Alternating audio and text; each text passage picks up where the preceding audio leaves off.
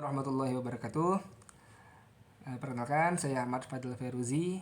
Pada kesempatan kali ini, izinkan saya untuk mempresentasikan tugas dari mata kuliah yang dibimbing oleh Bapak Dr. Fatahul Arifin dengan tugas untuk mereview 3 artikel membandingkan daya pembangkit turbin angin. Baiklah, untuk mempersingkat waktu, izinkan saya memulai presentasi ini. Di sini kita lihat persoalan membandingkan daya turbin angin dari 3 artikel. Nah, dari 3 buah artikel ini akan kita lihat perbandingan mulai dari perbedaannya dan juga persamaannya. Oke, kita lanjutkan pada artikel yang pertama. Pada artikel yang pertama yaitu dengan judul Sistem Pembangkit Listrik Tenaga Angin Skala Kecil pada Bangunan Bertingkat. Ini dibuat oleh Ibrahim Nawawi dan juga Bagus Faturrozi dari Fakultas Teknik Universitas Tidar, yang mana pada tujuan ini mereka membuat dan juga mereka melihat akan besarnya energi listrik yang dihasilkan pada energi listrik tenaga angin dengan kincir tipe horizontal dengan memanfaatkan ketinggian gedung untuk mengetahui adanya keterkaitan antara hubungan antara kecepatan angin dengan daya output pembangkit tenaga listrik dan merancang suatu sistem pembangkit tenaga angin skala kecil yang mampu menghasilkan daya 50 sampai 100 watt. Nah, di sini kita lihat juga metodologinya. Mereka menggunakan metode eksperimen mulai dari studi pustaka, pemilihan kincir angin, evaluasi perancangan, uji kelayakan, perakitan, dan juga analisis perhitungan sampai ke penyusunan.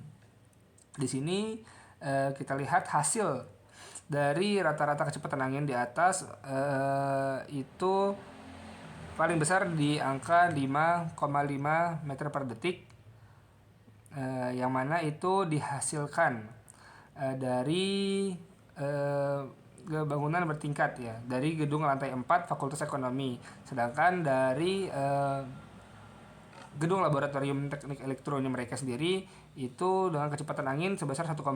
Jadi dengan membandingkan ini dan juga mengujinya, mereka bisa membandingkan kecepatan dari kedua gedung. Yang pertama gedung laboratorium jurusan teknik elektro, yang kedua yaitu Fakultas Ekonomi, gedung lantai 4. Ternyata itu gedung lantai 4 bisa menghasilkan yang lebih besar dengan kecepatan angin 5,5 meter per detik, sehingga menghasilkan tegangan sebesar 78,47 AC serta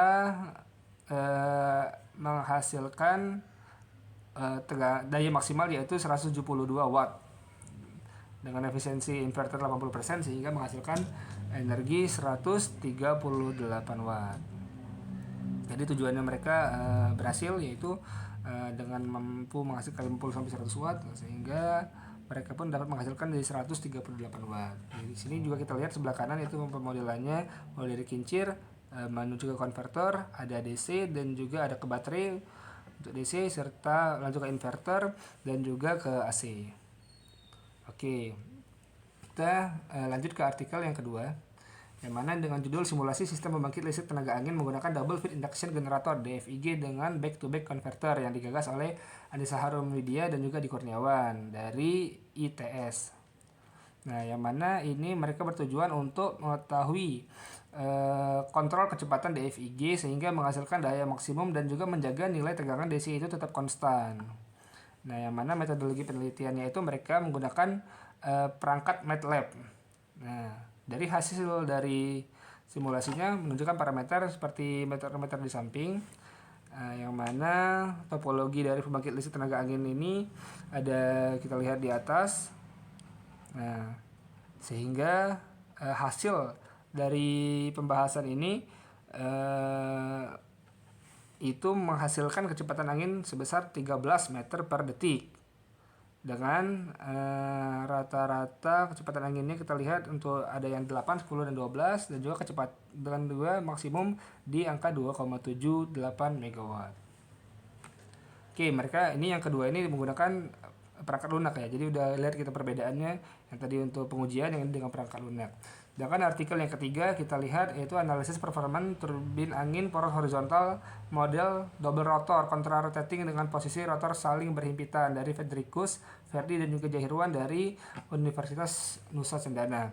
Di sini kita lihat mereka membandingkan 3 buah jenis sudut dari 0, 5, dan 10 dengan kecepatan itu ternyata berbeda ya. Dari 0, 5, 10 ini dan juga dengan diameter yang sama dari 50 dan juga 30 cm. Dibuat dua jenis sehingga mereka dapatkan hasil yang terbesar yaitu di kecepatan angin sebesar 6,8 untuk di sudut 10 derajat. Nah, di sini kita lihat juga skema pengujian turbin angin sebelah kanan ini. Di sini kita lihat mereka menggunakan metode untuk pembandingan sudut dan juga pengujian. Nah, jadi kita bisa bandingkan dari ketiga buah artikel ini. Yang pertama tadi juga ada pengujian ketinggian, yang kedua itu pengujian simulasi, dan yang ketiga adalah pengujian dengan menggunakan metode pembuatan prototype. Akhirnya ini perbedaannya, namun dari ketiga ini pun mempunyai kesamaan. Yang mana kesamaan ini ada 7 kesamaan kita lihat, yaitu yang pertama yang mereka semua membahas tentang turbin angin sebagai energi terbarukan yang ramah lingkungan. Yang kedua mereka juga mendiskusikan terkait efisiensi dan juga aspek-aspek terkait turbin angin. Yang ketiga yaitu mereka juga meningkatkan pemahaman tentang menyajikan data akta hasil penelitian tentang turbin angin, menyoroti pemanfaatan turbin angin, serta memberikan wawasan perkembangan yang terbaru terkait turbin angin, serta semua dapat digunakan untuk referensi penelitian turbin angin